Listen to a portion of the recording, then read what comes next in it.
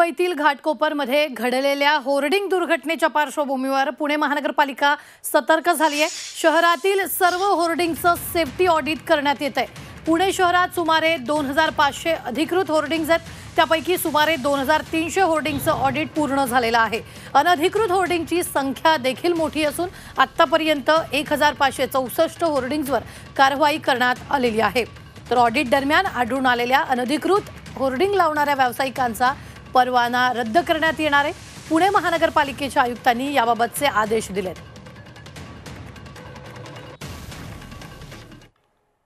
जे इल्लीगल त्याच्यामध्ये होर्डिंग्स असतील, साईज वाढवलेली असेल तर त्याच्याकरता ते त्यांचा लायसन्सच कॅन्सल करण्याची कारवाई करण्याचे निर्देश दिलेले आहेत।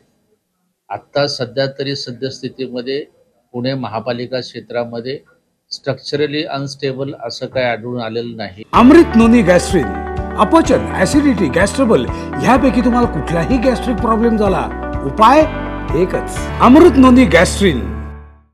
मात्र तसे सर्व सर्वेक्षण करून त्याच्यावर कारवाई केली जाईल।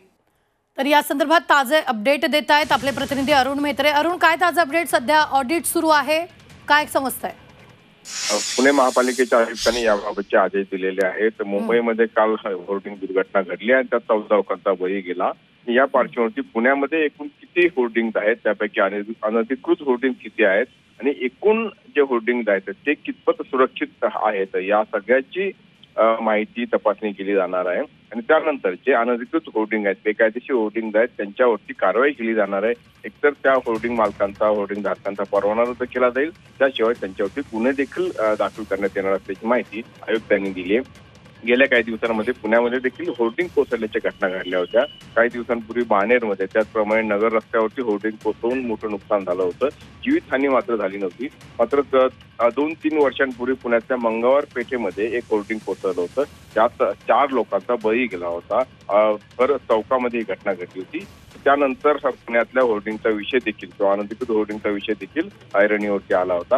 आज पुन्हा मुंबईच्या घटनेनंतर महापालिकेला जाग आली असं म्हणता येईल। अरुण, धन्यवाद ताजे अपडेट देण्यासाठी। आम्ही वेळोवेळी तुमच्याकडून या संदर्भातले ताजे अपडेट घेत राहणार आहोत। तुर्तात आपण पाहतो आयुक्तांनी त्याबाबतचे आदेश